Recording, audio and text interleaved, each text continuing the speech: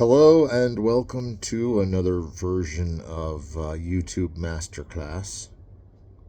This one in particular is a professor taught course by me, Dr. Sheley.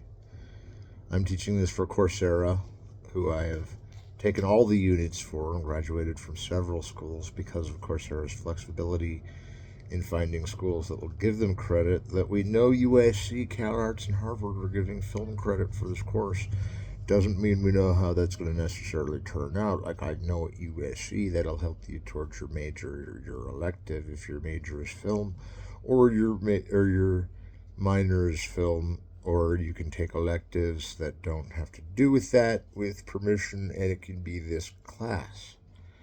For undergraduate and for graduate, the final would have to be harder and made to be challenging, and it would need to be presented to me and Coursera.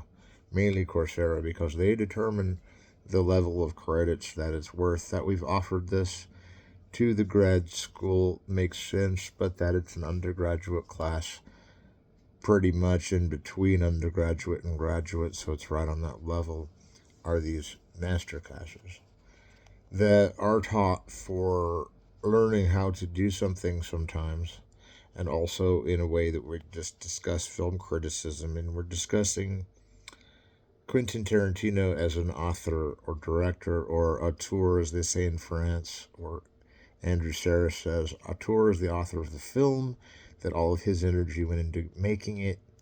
To the producer is the one that gets the film, that makes sure the film is made. But the director is the one that makes the film.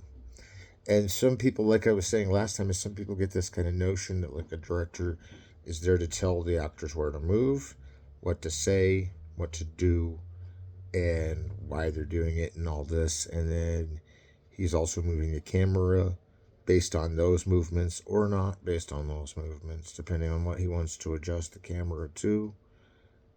And then he calls when it's action time, and that's when the film is being exposed. And you see this in front of you, this movement, and then it's over. And it's like a 3-second, 4-second clip, and you're totally going to trim it into like 2 seconds worth of film. Throughout the film of most, American-made Hollywood movies, there's really slow time in the editing between the shots, even when it's a mise-en-scène film showing off the wide expanse of the narrative, or even it's still done in these kind of montages, because these montages that take over editing and classicism are kind of for the excitement of understanding how editing works and how to make women look beautiful with editing and make men look awesome with editing, and it's like these techniques of like following the shot with something that makes it more powerful of a shot. The thing that follows it, we associate with the previous shot. And I'm just getting at these like film school basics because we know Tarantino comes from a very schooled basis of film knowledge, not just from NYU, but also from USC and UCLA in his sojourns in LA, which I think are where he eventually ended up, even after recently.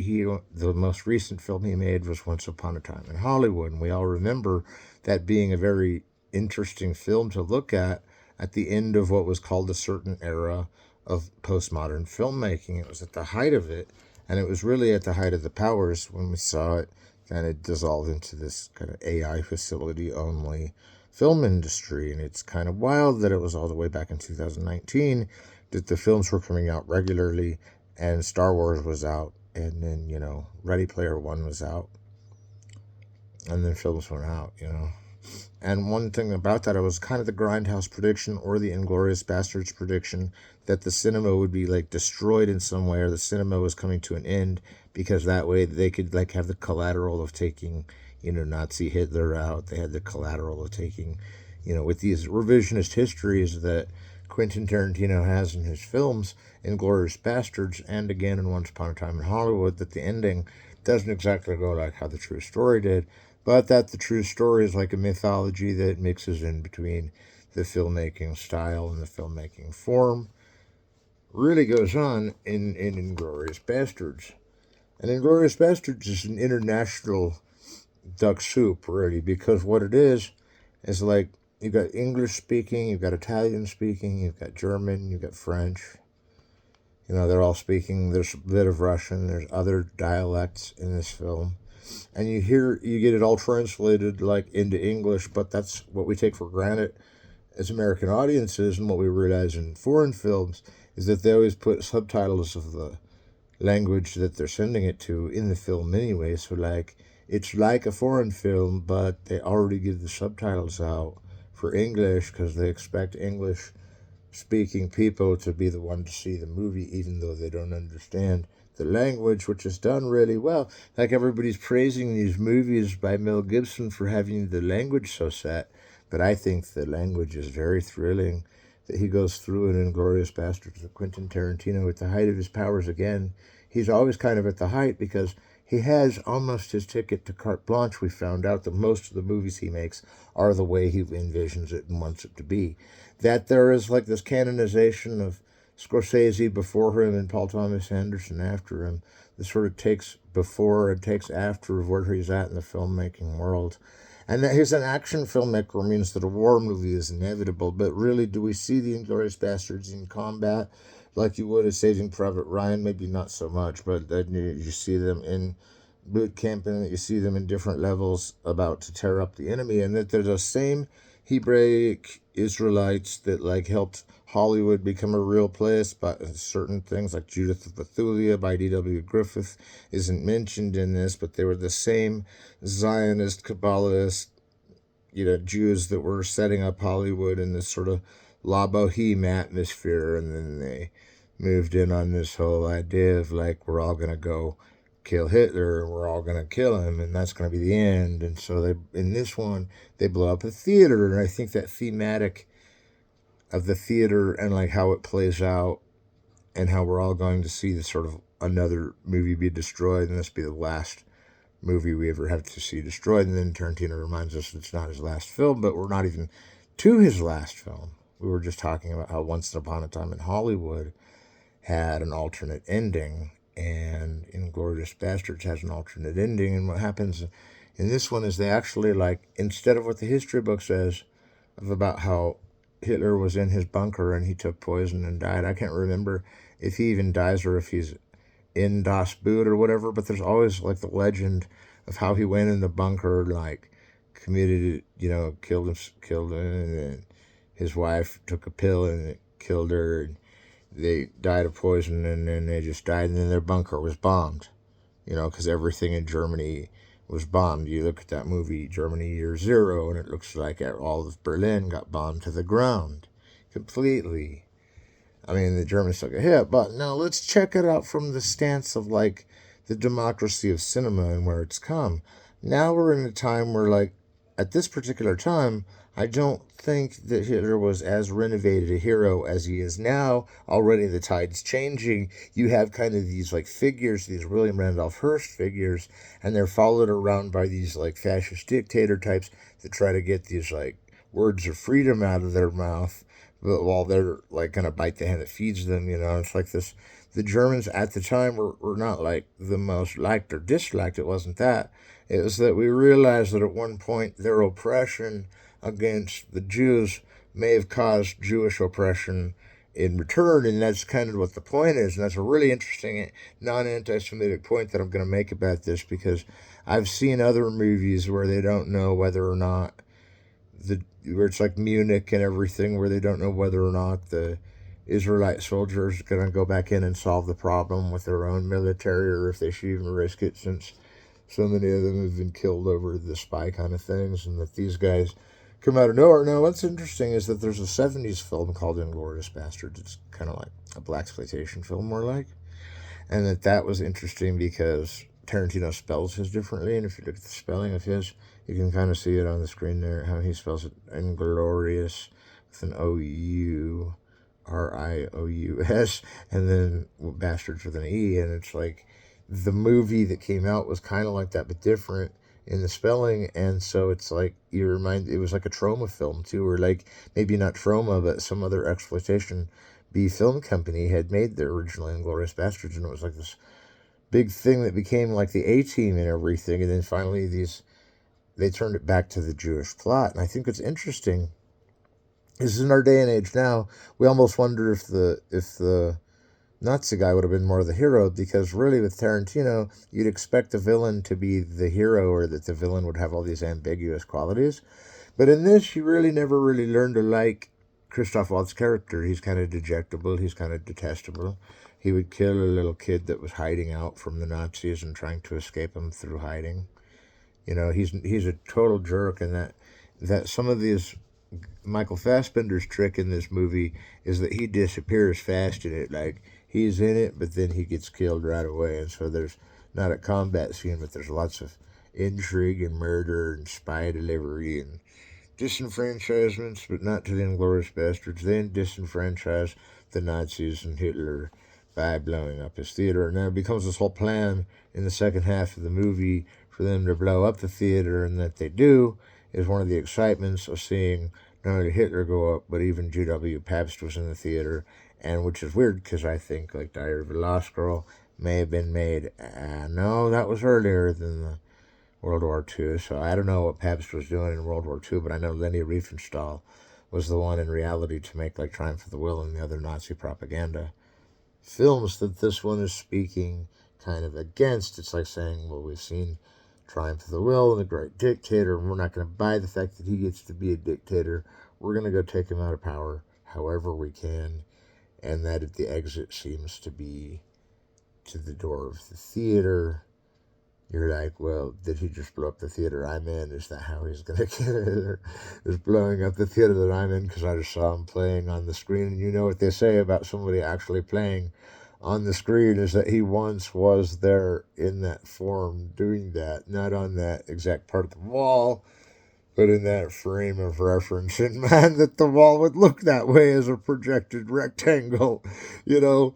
And this is beautiful because now we have this like whole David Lean quality to the Inglourious Bastards. Like Mike Myers is in it. He's got this big eye in it. He's looking around. He's like, we will conquer the Germans. Like, they're all talking like these big soldier maneuvers are all fading around the Inglourious Bastards to go in and drastically like remove Hitler. And now that we go back to the Valkyrie by Bryan Singer, and you have Tom Cruise is like this guy who's going in undercover as a German officer to off Hitler. And I think the whole race to off Hitler in the original 40s was like this documentary for Movie Tone News. It was like, the race to kill Adolf Hitler is at hand. D.W. Griffith has already left his fighter pilot behind and joined an aviation league that says they'll be there minutes before he would have been otherwise. It's like, I don't know, man. But the Hollywood of I gotta say a few things about Hollywood. The Hollywood of the military days of World War II. Almost everybody enlisted that was in the industry that was male, and a lot of females were interested in nursing and entertainment and all that things. But that they had joined the forces to do this was a little interesting because those were the Inglorious Bastards he was fighting with.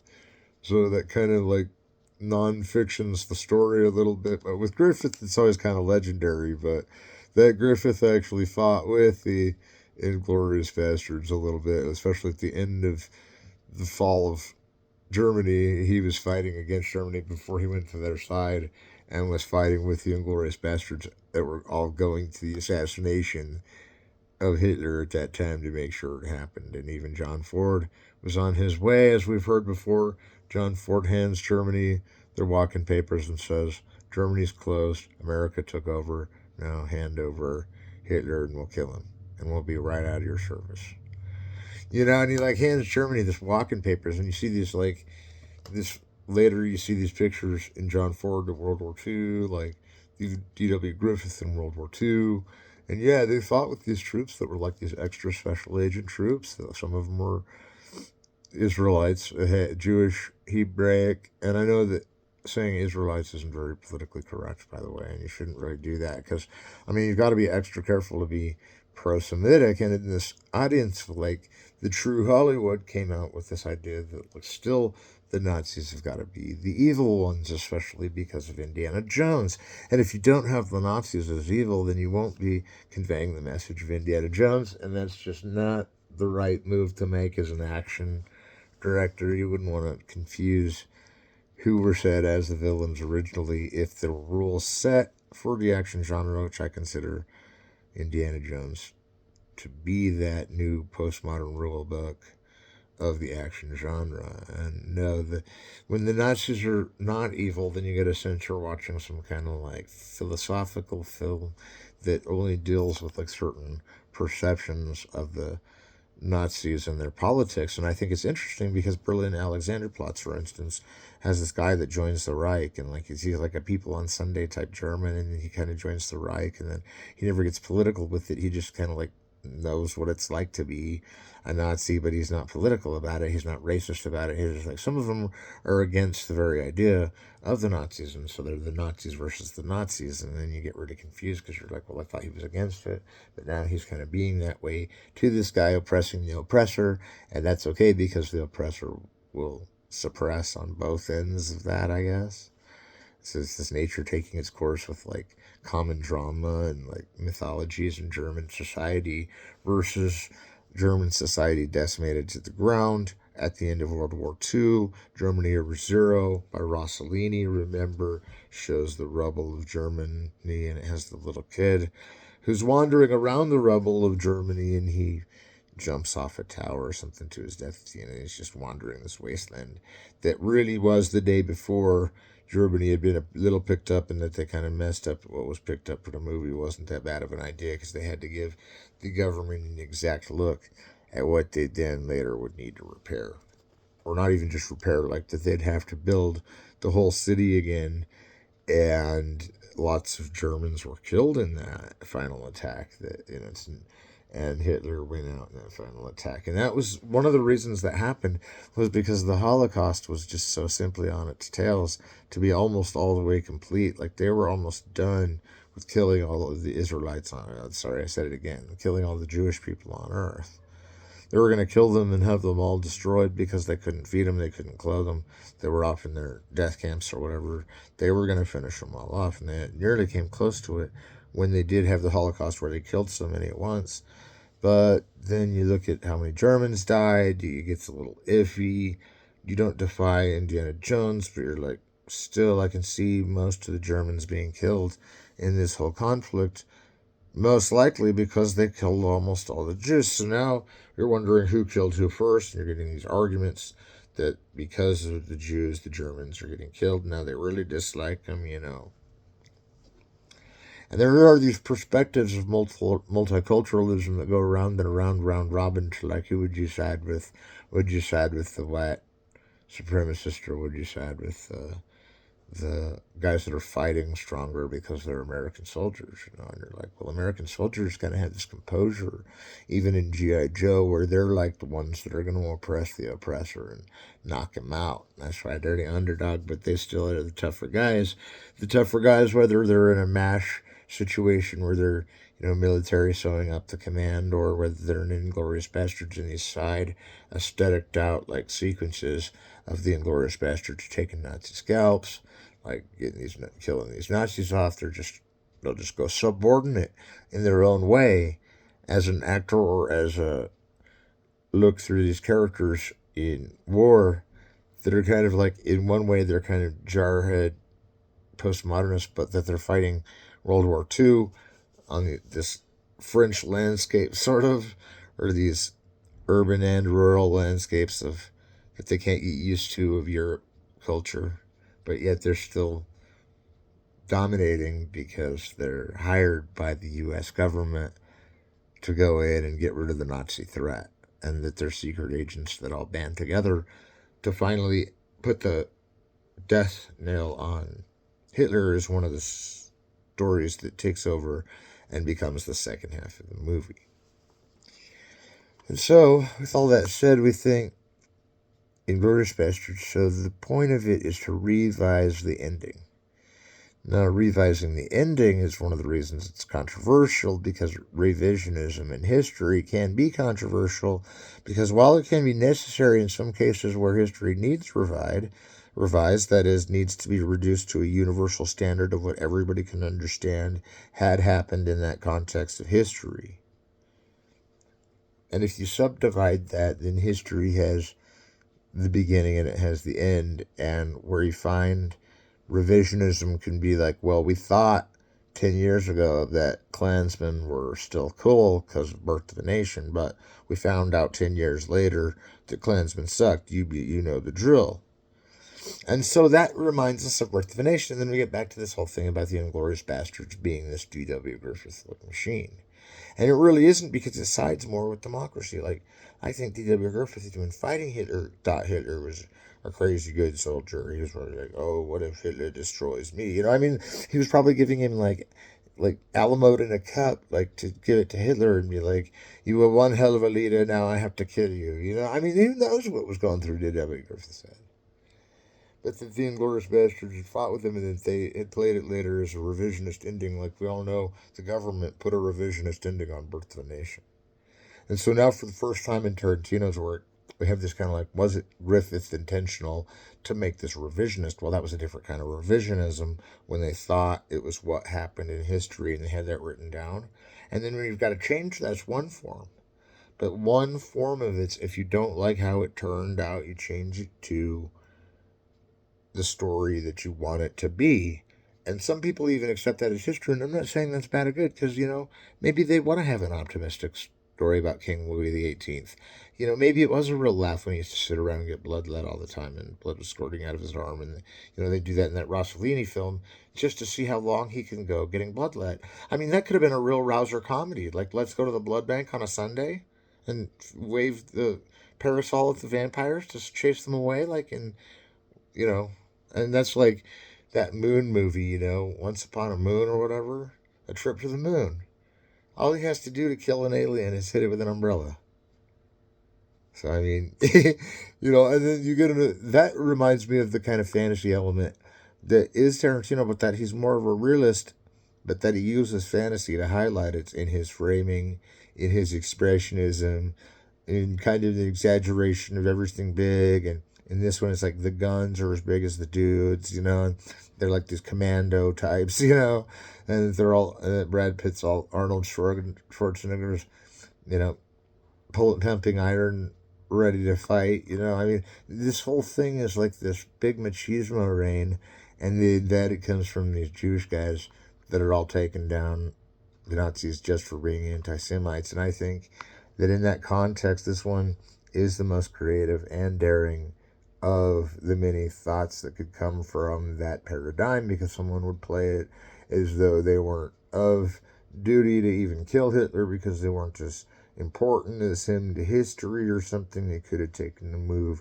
where it's like, well, we killed other important leaders, so maybe we're not as good as we are saying we are. That they were totally vengeance spited, and that they were letting to do that by the American government. It's good for our government for finally letting one of those go and go all the way, because otherwise, if we wouldn't have sucked the wolves on them, they probably would have kept going with the whole Third Reich bombing the rest of the world thing anyway, while they're getting bombed to a crisp.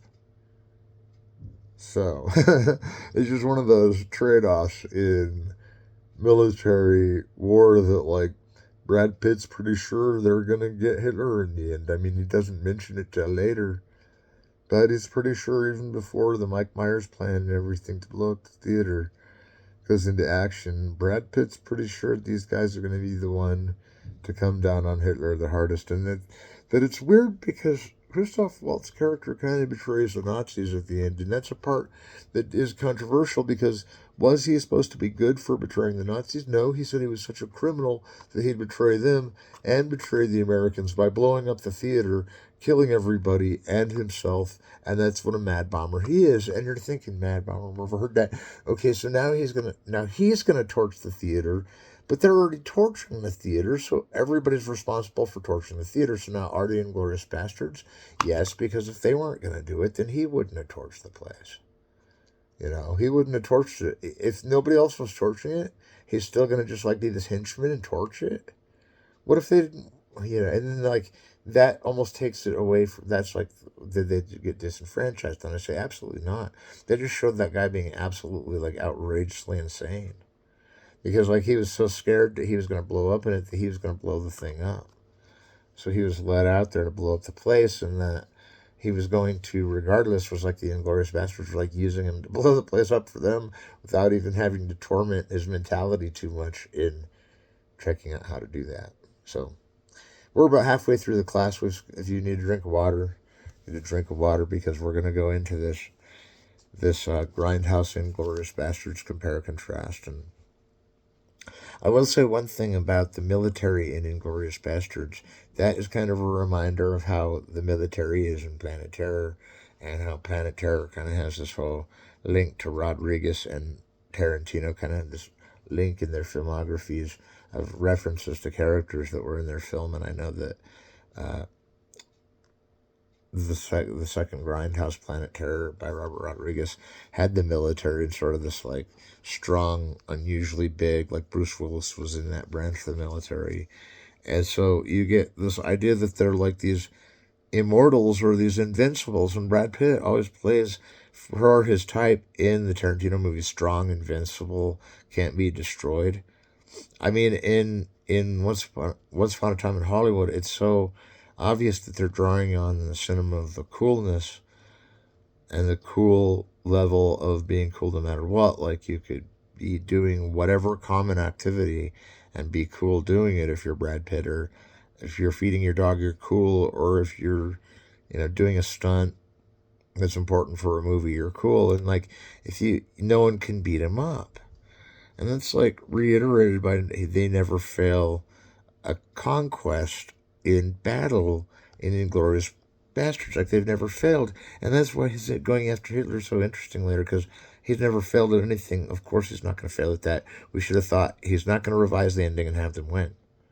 He's going to have them all get blown up by some guy that's like just going to blow them up for the sake of it, because he doesn't, and then you kind of get led off that path, and you use this kind of logic to determine who really blew up the place. And it was really all of them let bombs go all at once. And it was right when the screen was timed to it on sort of this like explosion on the screen, then the explosion in the theater happens at the same time. And then you have the metaphor of the death of the cinema, and the death of the theater, and the death of the surround sound. And it's like this total immobilized. That Hitler's project going up to Triumph of the Will was really some curbside way that cinema was supposed to deteriorate and go away on its own with the Third Reich, and that us making movies of us destroy the Third Reich on film is a patriotic thing, but it's kind of an anarchist thing to say. We're going to take out the power of another person's country just to show that we don't believe that they're in power anyway. And what a weird time to do it, right when they were almost about to kill every last Jew in the Holocaust. And they were almost going to kill them just because there was barely any Germans left, and that was making them mad. And there was this whole problem going on between how the Jews were now being blamed for the World War II reason. And then that was coming out in this Hitler propaganda. It was like they were the reason for World War II, which is something you can kind of see in Berlin Alexander plots, which is Rainer Werner Fassbinder. Because the Holocaust gets shown in this way in movies like Night and Fog. It's just so horrific that it's scary. You don't want to see the skulls of humans taught. And then Shoah kind of comes later in the 80s, after the 50s, and then in the 80s it was Shoah. It's this big, long 12-hour movie, and it's by Claude Lanzmann, this French guy, and he's Jewish. And it was about the two survivors of the Holocaust camp, Treblinka, which was such a bad Holocaust camp that like only two people survived. And this whole movie is 12 hours about how they survived, and everybody else got killed in that Holocaust camp. So there's a lot of sensitivity surrounding it, especially that the Germans were killing the Jews rapidly while other countries were coming to destroy them. And they were using this kind of as the way to endanger the other countries for coming and disenfranchise them. And then still that everybody was racing to see who would win, and the Jews were being slaughtered in vast number. They had been set up to die in death camps, and they were killing them off. And then you see in other Holocaust movies like Escape from Sobibor, for instance, with Rutger Hauer, how there's kind of this guy, he gets out of there, and he's a Jewish guy, and he's kind of one of the Inglorious Bastards types. That he's big dude, he gets other people out of there. It has this whole kind of canonization of him as this like, you got to be a purveyor of Jewish freedom in these films, It's not just Hollywood's influence as being from that Jewish background, like that Lamley universal tradition. It's also patriotic to side with against Hitler. And I know that that's the frustrating part about today, and even like a movie like American History X or something, or Birth of a Nation, where there's the other side, the Confederacy, or like the other side, and it's like they don't want to be around the Jews that much, but they really respect the Jews. And really in Hollywood, it hasn't gone to that too often, but I'm thinking, well, everybody deserves their perspective, and it's weird how like Hitler kind of got this new perspective with this Triumph of the Will thing, being his movie by Leni Riefenstahl, her movie about him confessing to what it was like doing the final on the Nietzsche book Triumph of the Will, and then he said it was a real struggle, and then it goes from there about his final answers to Triumph of the Will. I think it's an interesting speech now. I can kind of see where Mein Kampf comes in handy for speeches made, especially why it was made in the Triumph of the Will speech, because it's totally his blue book answers to the Triumph of the Will, and that there's such absurd things that he's saying makes total sense because Triumph of the Will is insane, and so is uh, Mein Kampf that gets read in Triumph of the Will. And so you're so like inundated by now with like you're either thinking the Holocaust, well, they killed everybody, it was Schindler's List, it was terrible, or the things happened to them, or they think, well, all the Germans died too, so what was the point? Or it was like the Germans wouldn't have been stopped by ejecting all the Jews, even the two from Treblinka, if it weren't for these guys that rose up. They happened to be, ironically or not, that they were these cabal of Jewish soldiers that were going to help America with World War II. And then America took the side on the Jewish races. Being on their side was a benefit to us, because nowadays we kind of think that there's this whole like movement where a master race can be the master of his own decisions of what he considers to be a master race or whatever. But let's not forget that only makes it even more ironic that it's these Jewish guys coming back to save the last of the Jews that are being Holocausted, and that it wasn't planned that way, but they were just a training specimen of the war, makes them all the more raging against Nazis and their kind because of their anti-Semitism. So I don't see the film as really politically leaning to like a dangerous anti-religious point of view or race point of view, because it's saying that like Griffith stepped in and did his duty. He elected his friends in the hearts of the world, and they were still ready to fight, and so they went to war against Nazis. And you can kind of see this World War II perspective from a 1940s Battle of Midway kind of way, because that's the John Ford movie where they go to this battleship, and it's out in the ocean, and all these Japanese planes come in to kamikaze the battleship, and the turret guns blow down all the ships all the flying planes that are coming down to kamikaze the boat, get blown out of the sky with these turrets that are shooting back and forth.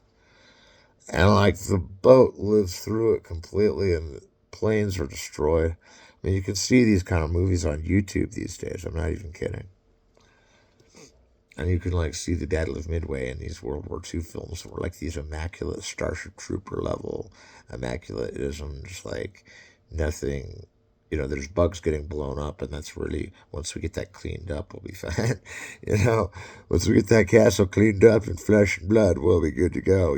We'll be ready for the film in just a minute. Oh, all right, so then the second half of Inglourious Basterds being so focused around this theater and the way it works, and the way they're going to set up this plan to blow up Hitler, and it works, and that they're tracing around the soldiers, and there's this second half of the movie feel to it, and it's all getting ready for the grand finale, the big explosion that's going to take the theater out, take the people with it.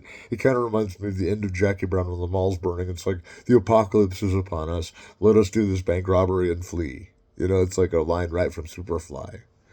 But like Inglourious Basterds, that it follows rank in these different foreign films, languages of other people, especially the German language and then Italian, French, and Spanish are all in it, and it's like it goes from language to language when it needs to, and really focuses on keeping a realism sense in the language ground, which still makes it comic book and fantasy looking, because in a realist film of Tarantino, we have a certain palette of color that mixes with the palette of heroic shot, and that, like John Ford would use, a heroic shot. And it's a shot cut where you kind of have the star turn of being all framed in on a close up and being like the most perfect thing you've ever seen. Like me, you see me on a framed on a close up, it's not the most perfect thing you've ever seen, but it's still like, well, we'd like you at a close up because you're telling us about movies, right? So that's why I'm sitting here doing this. But like, if you want to see a really good close up that'll turn you into a movie star, it's like one of those colored well, timed well, shadowed well, lit well shots on close up of these characters that Tarantino will do after a fade from an exterior shot or existing like establishing shot, like that you see all throughout the stage, and that you see the different things in it, and then it comes to a close up of what's going on. And that here, again, the violence is aestheticized mainly by putting these montages, and that the pieces and framework of Tarantino are 3 or 4 seconds a shot is mainly because that's the frame length of Hollywood, and that these are by the book Hollywood films. They do rely on producers and editors and cameramen and everything, but that it's an independent medium with Tarantino at the helm by now in Inglourious Bastards. He's got more control than ever over his own movie if he wants to do it in the original languages, like the films that are coming out around that time, and films that continue to come out with foreign languages will go back to having the original foreign language in the film. And so it's a very big moment in progress for when we used to just like say they were, we'll just have them all speak in English, even though in the historiosity of this, that wouldn't be the language of these characters that are in the film in that respect. You see, and so I think that Inglourious Bastards strikes on that whole culture shock resonance of going from culture to culture, and it's Renoir's rules of the game in so many ways, because they're waiting to end with a theater kind of metaphor of like how we're going to give our life for the life of the country, you know, or like I go down so patriotically as this pilot accidentally shot in rules of the game. Then it's like, well, they must have planned ahead to do that because they got the wrong guy, and now he's the one that died, and no one knows what to do because he was the real war hero, and you know, that's kind of what they're driving with the Christoph Waltz like abdication, that he's going to betray the Nazis too, and that he still wants to kill the Americans doesn't lead him in thinking that they've got the upper hand, and that he had to admit that they had the upper hand was what threw everything off for the Nazis the rest of the movie. Because he was like, you got me into this corner, I have no way out of it but to throw a bomb myself and hope that you don't take me down again as the instigator of this whole act, which I can take credit for and take the heroism off of you being English soldiers. I mean, it's real backtalk, snaky kind of politic to get in there and be like, well, I'll still say I was on your side if you say I was the winning side, if we say we're the winning side. And I'm like, whoa, this is getting real psychological here at the end, now that we're all the way through and they're going to carve a Nazi's insignia in his head. I don't mean to laugh at the violence. Violence is like Kubrickian. It is kind of done for a joke. It's like, well, here's some over exaggerated violence for you that's still not quite like as bad as a real thing. You know, you get that in Apocalypse Now. It's real bad violence, but it's still, and it's exaggerated, but it's still not as bad as like what real war looks like. And no one's really ever seen real war because it's like a memory that gets regressed and repressed, and like even directors that have been in war that direct a scene just like the war was, like Oliver Stone, don't necessarily reflect what it looks like to really see a real battlefield. And if you think that E.W. Griffith with Birth of a Nation had war's pieces sitting there in a battlefield of all these people bludgeoned to death by each other with these berets and everything. I mean, it's not berets, but these rifles that had the scabbard on them, you know, and it's like, these guys were all laying there dead, and it seems to be the closest, I think, to a real war picture I can figure out as Birth of a Nation, come to think of it, because they're all laying there dead and destroyed, and it's like later on the Babylon set and Intolerance, you see death and destruction, and it's like that Gone with the Wind level where it's just like we're totally focusing on the people that died in the Civil War, and there's too many for even one shot to hold in the camera that you have to back out.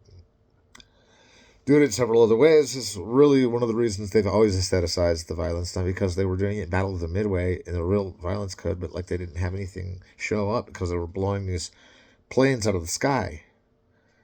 When we're blowing these planes out of the sky, that means the planes were going overhead, you know. Turrets were shooting them down. But there's no real violence in that film because you don't see the guy like explode in the plane, you know. I don't mean to be frank with my vicious talk. But you're still, that's happening. Because these guys are coming down on this ship and they're just getting rocked out. And that's cool because we're winning and everybody's cool with that. And I think, what if we did a film like that was the other way around? It wouldn't really work with Hollywood. It wouldn't be one of those kind of films. It would be like one of those Das Boot, kind of on the fringe of Hollywood, be like made by another country. Because, I mean, but then we have all these German filmmakers who are really excellent filmmakers, like Lars von Trier. Like, is he another Pabst? Maybe he's better. Probably yes, but that does not mean, and just because he's been with the Reich and other people from there and has had like movies conspicuous to the meaning of the Reich, he's still not really for it or against it. It's just a movement in Germany that kind of happened in history and isn't really something to be held on to, but is something that's part of their culture. Whether they make movies that are as good as Leni Riefenstahl or Fritz Lang or both, and then go on to be these successful entities in filmmaking in the German culture. Now, with after Werner Herzog, you know, there was Wim Wenders, and you get all these fascinating films by Fassbinder. And so this culture of German cinema comes about where it's like they're just as good as these like Tarantino independent guys. They're really independent. They have the really heavy duty 70s messages with the Gear of the Wrath of God. And they're getting big like in this postmodern snowball effect like Apocalypse Now had, which started out as kind of a couple of small battle scenes and ended up being the whole scope of the Vietnam War. And then how in Glorious Bastards, the combat level that they're taking is played down because they're already at the end of their battle every time they're scalping the Nazi scalps. And that their scalping Nazis has now been deterred out to a comic book since, that we've seen that like they are a total threat and could bring about the end of Nazism. We didn't think of that because that's not how it was explained to us in the history book, and that's why Tarantino is doing it ultimately. Is because it was explained to us in the history book a certain way, and he's changing that. He's saying that's not the way I'm explaining it. This is the way it should be explained. The Inglourious Bastards got there, they blew up the theater, they killed Hitler fair and square. I don't care if Christoph Waltz was throwing 3 bombs at once. To steal the credit, you know? There's always a credit stealer at the end of a movie, you know? And I'm not saying I'm doing like the impression of Tarantino because I don't know what he was thinking when he was making this. I don't know really what's going through the head of a director when they're making something, but that the intent of the film revels in the explosion of that theater, all the point to being the anti-history book method of him dying after he gets blown up in the theater by the Jewish army. So, that they're an undercover low band of pilgrims and they come this far and several of them live is kind of a relief at the end of the movie, Dirty Dozen style.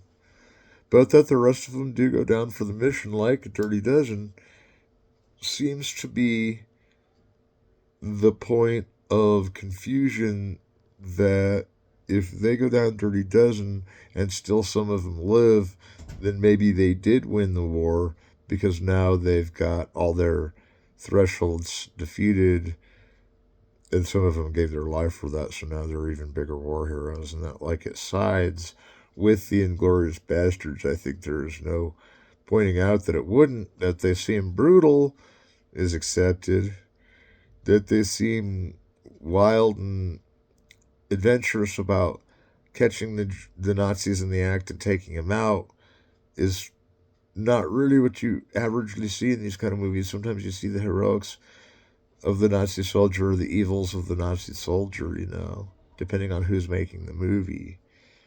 And I think this one has some evil officers, and I think it sides with that Hollywood tradition ultimately in the end that the Nazi soldier was ultimately the antagonist. And he was the one that was the one. It's like it wasn't usually the protagonist, except for maybe in Birth of a Nation, that was the Nazi. And American History X. It's a really limited field, as much as racist as the movies can get, and as solemnly sworn off to like good politics as the movies can get. Even Hollywood still sides for mostly the Jews in this instance. That Lars von Trier doesn't exactly make movies against the Jews or anti-Semitic movies needs to be pointed out too. I mean, it's not like these new German directors just came out and make anti-Semitic films. Some of them even have parts for Jewish actors in their movie. I'm not trying to distinguish that from an earlier form of anti-Semitism that was going through Germany for a long time, that was them blaming ultimately them losing the war, which they were already losing, but they then blamed the Jews on the loss of the war, and all hell breaks loose, and then later Tarantino commenting on it, these guys going to battle are the only match for the Reich, and we'll take out the Reich with these guys, and the book ends with Hitler dying in a bunker somewhere, but we're gonna have Hitler get blown to smithereens right there on screen. And I could just see them planning for this, and they're like, "Oh, it'll really trick everyone into thinking they don't get away with it," and then boom, they get away with it. And that's like the trick of this kind of a movie. And Once Upon a Time in Hollywood has that same kind of trick, and I won't give you the spoilers of that one yet. But as we approach, we're thinking, this is Tarantino's approach to the inmost cave. It's that a threshold looks entirely impossible, whether it's the banks of history, or the banks of storytelling, or the banks of blaxploitation, recreation, It can be through gangsterism at a high art, or at a mysterious detective kind of underscore with Reservoir Dogs. And it could be like a Chinese Hong Kong flying ninja movie like Kill Bill that really makes you wonder if a woman could be a swordsman and defend herself against a heathen hero, the heathen anti-heroes that she's up against with Bill's henchmen and henchwomen, I guess you should say, but never should say. I mean, after that there was Grindhouse. We didn't even talk about that one today. We didn't talk about how there was this whole revisionist history thing that starts out in Grindhouse where the stunt women don't get killed in the car chase and then the car chasing Kurt Russell back. It's like a rewind. It's like go back the other direction, and now the females are winning, what you didn't expect.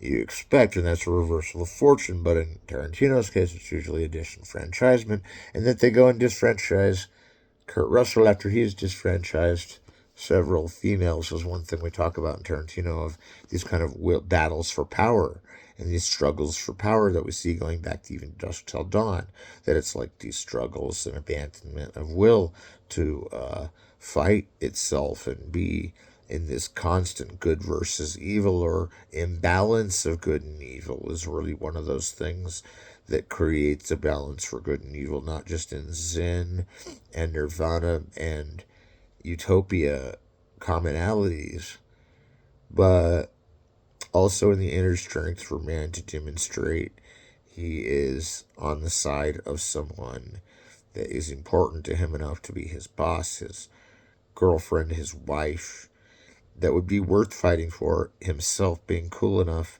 to be the defender of his own domain and fight these vampires off if he has to. And that there's so much going on with the soldiers and the inner working of the hierarchies of the German culture and Inglorious Bastards, and how it all fades out into this big revisionist lesson on Hitler being destroyed in a theater, and that we think that's it, Tarantino's done. I mean, if he wasn't over with Grindhouse, he's getting to the end of his whole cycle of what he's going to do with movies in the first place, and then it's come so far and taken so long, and yet not taken long at all to get all these movies out by then, and that we're already at the 9th or 10th. No, we're not at the 9th and 10th. The 8th is Hateful Eight. Excuse me, the 8th is Hateful Eight. The 7th is Django Unchained, if you can believe it, or The Inglourious Bastards. And then Django Unchained 7, and then the 8th is Hateful Eight, in case we lose grasp of where we are, like Fellini's 8.5, and Once Upon a Time in Hollywood was his 9th film. And then all those years that he's only made 9 films, and then he's really put his own name into the films so much that we can all recognize the brand name of Quentin Tarantino wherever we turn, wherever we look, whoever we are. It's a household name. It's one of the most famous names in the history of names. It is the name of names. It is the director of directors, Quentin Tarantino, and we'll look more at the stylistics of what his canon of film reveal about his being an auteur, that his imprint that he leaves on film, and why he does it, and what motivates him. The why part, not so much, but the what he does to implement aesthetics into such as the Inglourious Bastard sequences will all be noted further in Lecture 11 next time we meet. Thank you all for attending this masterclass. Talk to you later. Bye.